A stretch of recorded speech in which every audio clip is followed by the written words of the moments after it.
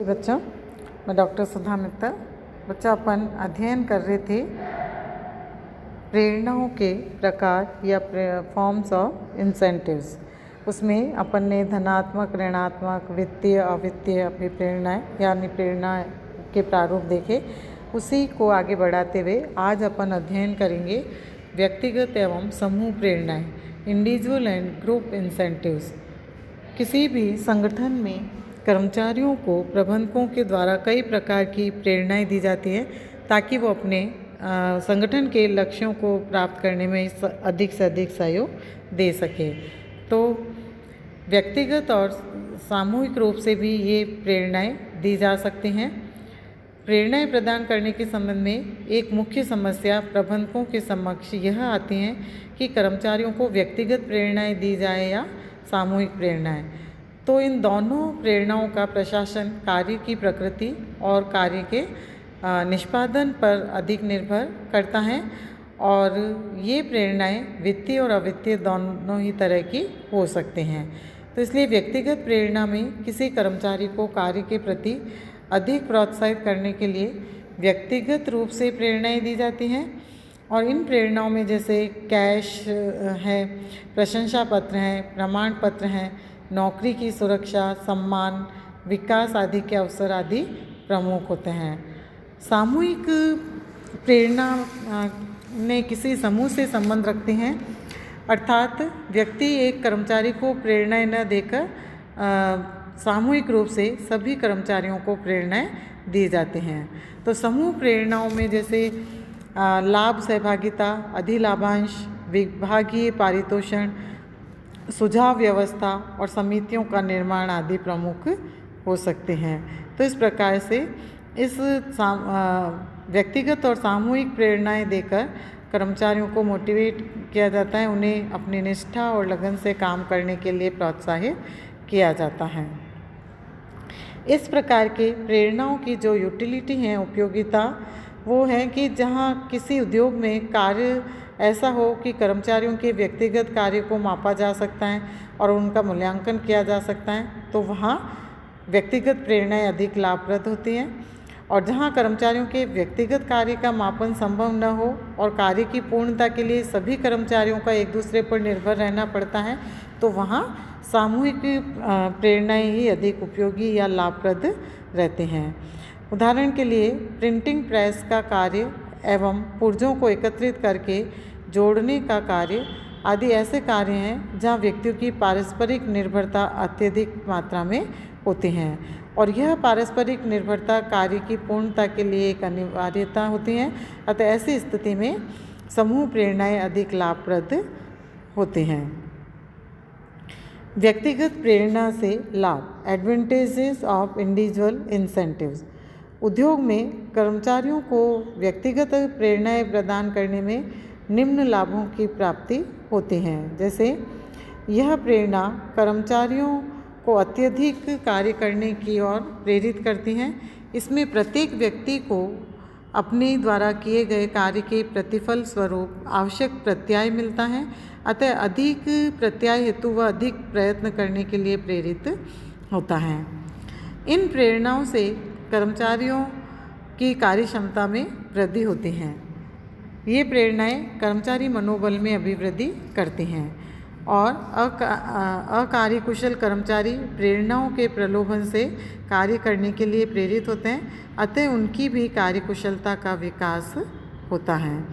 इस प्रकार की प्रेरणाओं से कर्मचारियों को व्यक्तिगत संतुष्टि प्राप्त होती है जो उनकी मनोवैज्ञानिक उत्तेजना के लिए आवश्यक होती हैं। इस प्रकार की प्रेरणाओं का प्रशासन सरल एवं प्रभावी होता है।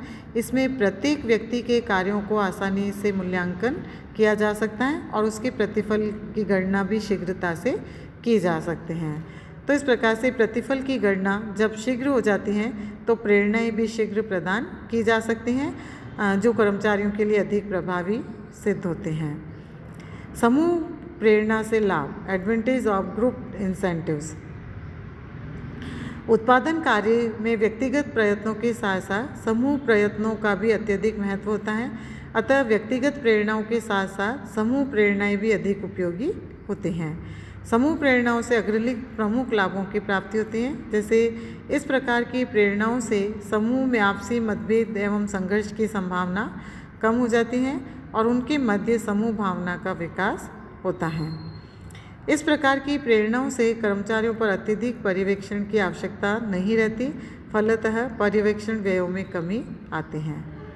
इस प्रकार की प्रेरणाओं से कर्मचारियों की अनुपस्थिति में कमी आती है और उद्योग में कर्मचारियों की देर से कार्य पर आने की प्रवृत्ति समाप्त हो जाती है और यह दोनों बातें कर्मचारी और उद्योग दोनों के लिए ही लाभप्रद होते हैं। उपर्युक्त सभी का प्रभाव यह होता है कि उत्पादित वस्तु की प्रति इकाई लागत में कमी आ जाती है और जो उपभोक्ता समुदाय और राष्ट्र के लिए अधिक हितकर होते हैं। समूह प्रेरणाएं औद्योगिक शांति बनाए रखने में भी सहायक सिद्ध होते हैं। प्रेरणा योजनाओं के सिद्धांत, प्रिंसिपल्स ऑफ इंसेंटिव स्कीम्स। उपर्युक्त विवेचन से स्पष्ट है कि उद्योगों में कर्मचारियों को कार्य के प्रति प्रेरित करने के लिए उन्हें पर्याप्त प्रेरणाएं दी जानी चाहिए और इस हेतु स्वस्थ प्रेरणा योजनाओं का निर्धारण किया जाना चाहिए। ये सभी स्वस्थ प्रेरणा योजनाएं कुछ आधारभूत सिद्धांतों पर आधारित होनी चाहिए। ये सभी स्वस्थ प्रेरणा योजनाएं कुछ सिद्धांतों पर बनी होती हैं। स्वस्थ प्रेरणा योजनाएं के प्रमुख सिद्धांत हैं: कर्मचारियों को कार्यशील बनाने के लिए ही उन्हें दी जाने वाली प्रेरणाएं पर्याप्त होनी चाहिए। अपर्याप्त प्रेरणाएं न तो कर्मचारियों को कार्य के प्रति प्रेरित ही करती हैं और न ही उनकी कार्य क्षमता में किसी प्रकार की वृद्धि करती हैं। प्रेरणा व्यवस्था या प्रणाली सरल एवं बोधगम्य होनी चाहिए जिससे कर्मचारी उसे आसानी से समझ सके और उनको मिलने वाली प्रेरणाओं की गणना भी शीघ्रता से की जा सके। कर्मचारियों को प्रदान की जाने वाली प्रेरणाएं चाहे धनात्मक और या ऋणात्मक या वित्तीय व्यक्तिगत या सामूहिक प्रभावशाली होनी चाहिए। प्रेरणा योजनाएं कर्मचारियों की प्रवृत्ति, रुचि, स्तर और आवश्यकता के अनुरूप होनी चाहिए। प्रेरणा योजनाओं का निर्धारण प्रबंधकों को कर्मचारियों के प्रतिनिधियों से परामर्श करके करना चाहिए। यही कारण है कि प्रारंभिक वर्षों से प्रेरणा योजना केवल प्रबंधकों द्वारा ही तैयार की जाती थी, लेकिन आज ये व्यवस्थाएं सामूहिक सौदेबाजी और संयुक्त परामर्श का विषय बन गई हैं। प्रेरणा योजना कुछ प्रमापों पर आधारित होनी चाहिए। इन प्रमापों का निर्धारण वैज्ञानिक आधार पर होना चाहिए तथा कर्मचारी इन प्रमापों से अवगत होने चाहिए। प्रेरणा योजना के लिए निर्धारित प्रमाप वास्तविक होने चाहिए जिनकी प्राप्ति करना कर्मचारियों के लिए संभव हो। अतः प्रमापों का निर्धारण करते समय कर्मचारियों की योग्यताओं, क्षमताओं, स्थितियों तथा सीमाओं आदि को ध्यान में रखना चाहिए। प्रेरणा योजनाएं उत्पादन की मात्रा, किस्म, समय, श्रम, सेवा नियोजक, मितव्ययता और औद्योगिक संबंध आदि बातों को ध्यान में रखकर ही तैयार की जानी चाहिए। वर्तमान योजनाएं प्रशिक्षित पर्यवेक्षकों द्वारा ही लागू की जानी चाहिए।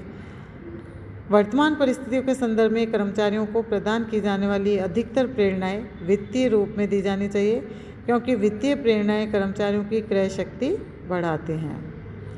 प्रतिष्ठान के प्रबंधकों द्वारा अपने प्रतिष्ठान के अधिकांश कर्मचारियों को प्रेरणा योजनाओं में सम्मिलित किया जाना चाहिए।